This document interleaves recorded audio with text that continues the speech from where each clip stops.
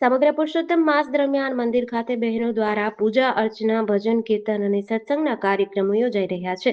આઠમના દિવસે વિશેષ અન્નકૂટ મહોત્સવમાં ભગવાનને વિવિધ પ્રકારની મીઠાઈઓ ફળો અને વાનગીઓનો ભોગ અર્પણ કર્યો હતો. નંદ મહોત્સવ પ્રસંગે નાની બાળાઓ ગોપીઓના વેશમાં સજ્જ થઈ કૃષ્ણ ભક્તિથી ઓતપ્રોત કાર્યક્રમમાં જોડાઈ હતી. તેમની મનમોહક રજૂઆતોએ સૌનું મન મોહી લીધું હતું. મંદિર પરિસર ભગવાન શ્રી કૃષ્ણના જયઘોષ ભજન અને કીર્તનથી ગુંજી ઉઠ્યું હતું. મોટી સંખ્યામાં ભાવિકોએ અન્નકૂટના દર્શન કરી ધાર્મિક લાભ લીધો હતો. કાર્યક્રમના અંતે પ્રસાદ વિતરણ કરાયું હતું. મારું નામ સાકરબેન ઓડેદરા, કૃષ્ણનગર સોસાયટી, વેરાવળ રોડ ઉપર ગોપેશ્વર મહાદેવનું મંદિર બનાવેલું છે. અમે મહિલા મંડળ દર 11 સત્સંગ કરીએ છીએ. નાના મોટા તહેવાર ઉજવવામાં આવે છે.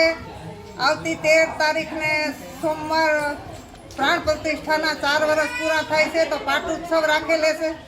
ધર્મપ્રેમી જનતાને દર્શન કરવા પધારવા ભાવભર્યું આમંત્રણ છે. અત્યારે પુરુષોત્તમ માસ કાંઠા ગોરમાનો તહેવાર ચાલુ છે. અમે રોજ અહીંયા પૂજા અર્ચના કરીએ છીએ.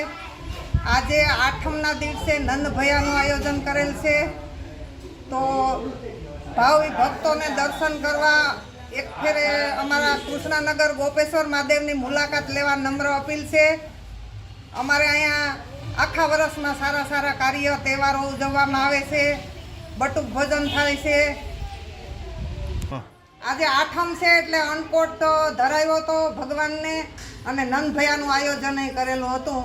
જેડીસી ન્યૂઝ સાથે શોભના બાલસ, કેશોદ.